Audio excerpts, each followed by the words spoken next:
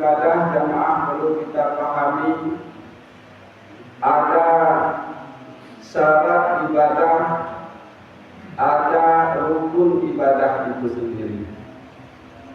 Syarat ibadah itu ada dua. Yang pertama ikhlas, yang kedua sesuai dengan dalil. Harus ada dalilnya. Kemudian ada rukun ibadah. Rukun ibadah ini ada 3 jemaah.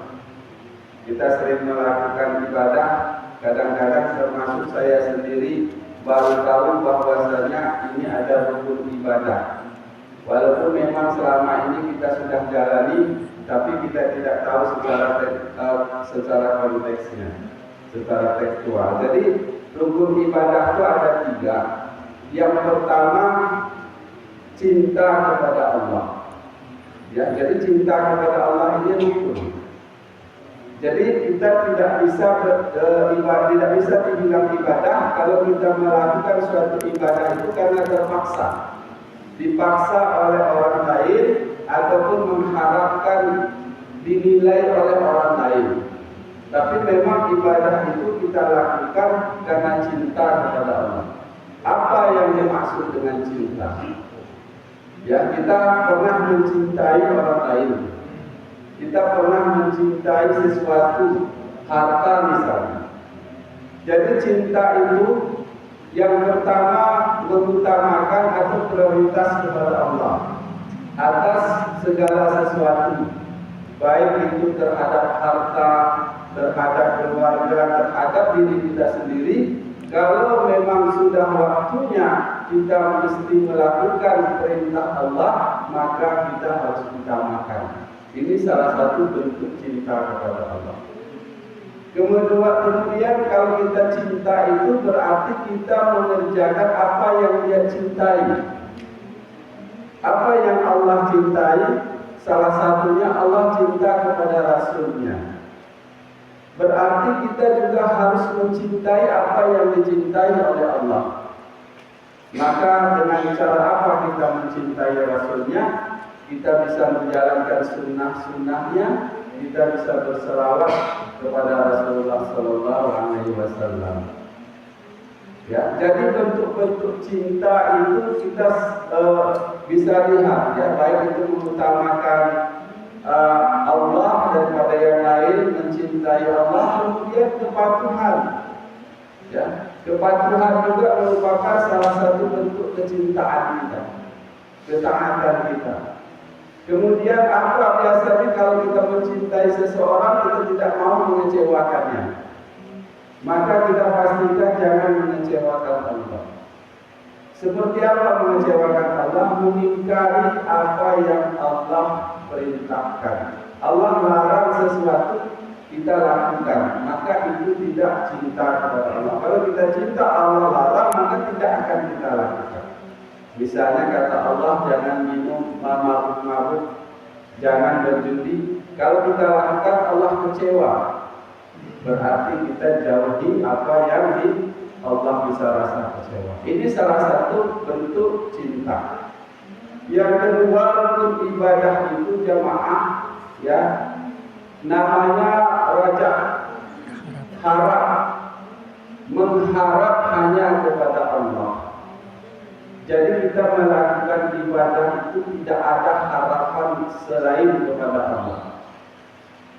Maka jamaah, dalam setiap ibadah yang kita lakukan, mesti kita tahu apa keutamaan ibadah itu, apa ya fadilah ibadah itu. Biar apa? Biar kita tahu harapan kita apa kepada Allah. Kita hanya berharap kepada Allah. Apa yang diharapkan dari Allah itu? Pertama yang kita harapkan dari Allah itu rahmatnya, ridhonya, pahala, keselamatan, kebaikan pada diri kita dan lain-lain. Ini hanya kita harapkan kepada Allah. Maka kalau kita melakukan suatu ibadah seperti sholat misalnya, kita bisa bersemangat sholat ini, saya yakin karena kita tahu keutamaan sholat itu. Salah satunya, kita tahu keutamaan sholat dan kesal. Contoh, kita melakukan sholat, kita mengharapkan pahala dari Allah. Kalau berjamaah itu 27 derajat bisa salah satunya. Ya. Kemudian sholat itu dapat mencegah perbuatan kita, perbuatan keji dan mungkar. Dan banyak keutamaan lain dari sholat. Maka kita harapkan ini dari Allah, supaya dengan beribadah kita berharap sehingga kita betul-betul sungguh-sungguh melakukan suatu ibadah itu. Karena ada yang kita harapkan. Berbeda dengan orang kalau ibadah sekedar ngikut-ngikut. Orang sholat sekedar supaya dilihat orang. Dia tidak ada harapan untuk Allah.